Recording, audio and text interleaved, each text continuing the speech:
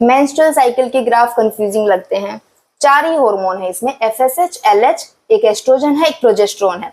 इन चारों हार्मोन को कैसे याद रखना है मैं बहुत इजी वे में बता रही हूँ आपको।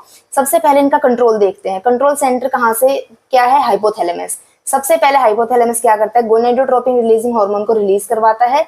ये क्या करता है, एंटीरियर पिट्यूटरी को स्टिमुलेट करता है, ये वाला हार्मोन। जैसे एंटीरियर पिट्यूटरी स्टिमुलेट होगी, एफएसएच और एलएच को रिलीज करेगी, फोलिकुलर स्टिमुलेटिंग हार्मोन और ल्यूटेनाइजिंग हार्मोन।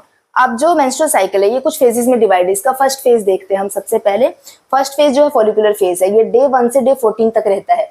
इस फेज में सबसे पहले एफएसएच राइज होगा। जैसे एफएसएच बढ़ता है, ओवेरियन फॉलिकल्स जो है इनकी ग्रोथ को स्टिमुलेट करेगा। जैसे ही फॉलिकल्स ग्रो करेंगे, जो ग्रोइंग फॉलिकल है वो दूसरा हार्मोन रिलीज करेंगे, एस्ट्रोजन। एस्ट्रोजन क्या करेगा, रिलीज होके एंडोमेट्रियम को थिक करेगा, इसका प्रोलिफरेशन करवाता है। अब एंडोमेट्रियम जैसे ही थिक हो जाएगा, इस स्टेप के बाद क्या होता है, 14 डे आता है जिसको ओव्यूलेशन बोलते हैं। इस डे से ठीक पहले एस्ट्रोजन का जो लेवल है वो अपने हाईएस्ट लेवल पे पहुंच जाता है। यहाँ पे काफी हाई लेवल होता है एस्ट्रोजन का यहाँ पे। तो अभी तक हार्मोन की सीक्वेंस क्या है, सबसे पहले एफएसएच बढ़ता है, फॉलिकल्स ग्रो करते हैं। जो फॉलिकल है, ग्रोइंग फॉलिकल, वो एस्ट्रोजन को रिलीज करेंगे। एस्ट्रोजन क्या करता है, एंडोमेट्रियम को थिक करता है। फॉलिकुलर फेज के बाद आता है ओव्यूलेशन। ओव्यूलेशन होता है 14th डे पे। इसमें क्या होता है, अभी जैसे मैंने बताया एस्ट्रोजन अपने हाई लेवल पे पहुंच जाता है डे 14 से ठीक पहले।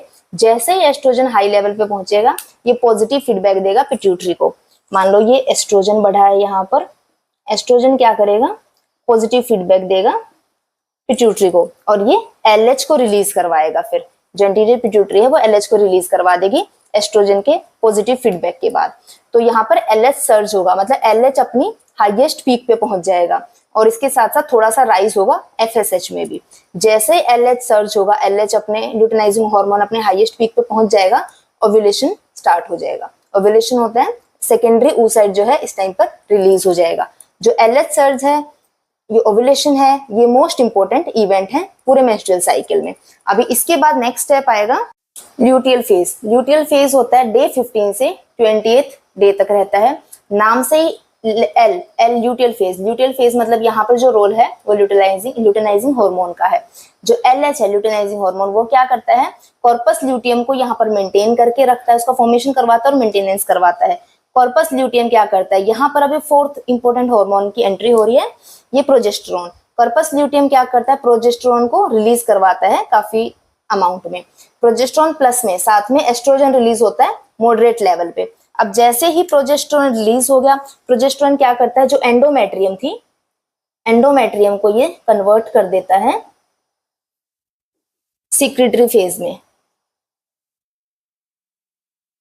सीक्रेटरी फेज में कन्वर्ट कर देता है और इसको मेंटेन करके रखता है। इसे मेंटेन किसके लिए करते हैं, इम्प्लांटेशन के लिए। यहां तक हो गया ल्यूटियल फेज। इसके बाद अगर फर्टिलाइजेशन नहीं होता, अगर फर्टिलाइजेशन जो है वो यहां पर नहीं हो रहा, तो क्या होगा, जो कॉर्पस ल्यूटियम था, कॉर्पस ल्यूटियम, ये क्या करेगा, यहां पर डीजनरेट हो जाएगा। कॉर्पस ल्यूटियम डीजनरेट हो जाएगा तो कॉर्पस ल्यूटियम का क्या काम था, यहाँ पर प्रोजेस्टेरोन को रिलीज करवा रहा था, प्लस में एस्ट्रोजन को भी रिलीज करवा रहा था। जैसे ही कॉर्पस ल्यूटियम डीजनरेट होगा, ये दोनों, इनका लेवल भी फॉल हो जाएगा, ये इनका अमाउंट कम हो जाएगा। तो क्या होगा, प्रोजेस्टेरोन अगर कम हो गया, प्रोजेस्टेरोन का जो रोल था वो यहाँ पर क्या था, प्रोजेस्टेरोन एंडोमेट्रियम को मेंटेन कर रहा था, एंडोमेट्रियम को मेंटेन कर रहा था प्रोजेस्टेरोन। जैसे ही एंडोमेट्रियम को मेंटेन नहीं कर पाएगा, ये भी डिग्रेड हो जाएगी, इसका भी ब्रेकडाउन हो जाएगा। और एंडोमेट्रियम के ब्रेकडाउन को ही मेंस्ट्रुएशन बोलते हैं। यहाँ मेंस्ट्रुएशन स्टार्ट हो जाएगा वापस से डे 1। ठीक है, तो यहाँ पर जैसे डे 1 पे फिर से साइकिल रिपीट होगी, एफएसएच राइज हो गया, नया साइकिल फिर से स्टार्ट हो जाएगा। तो इसको कंप्लीट को हम एक बार रिवाइज कर लेते हैं। अभी तक कितना समझ में आया कि सबसे पहले एफएसएच इंक्रीज हुआ था।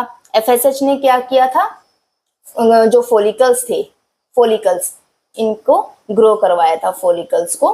फॉलिकल्स ने क्या किया था, एस्ट्रोजन को ग्रो करवा, एस्ट्रोजन का अमाउंट बढ़ा दिया था। यहाँ पर एस्ट्रोजन ने क्या किया था, एंडोमेट्रियम को थिक किया था, एंडोमेट्रियम थिक हो गया था यहाँ पर।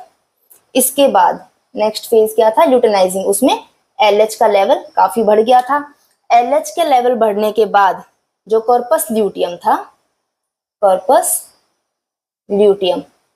ल्यूटियम ने क्या किया था, प्रोजेस्टेरोन को रिलीज किया था, प्रोजेस्टेरोन प्लस एस्ट्रोजन का मॉडरेट लेवल।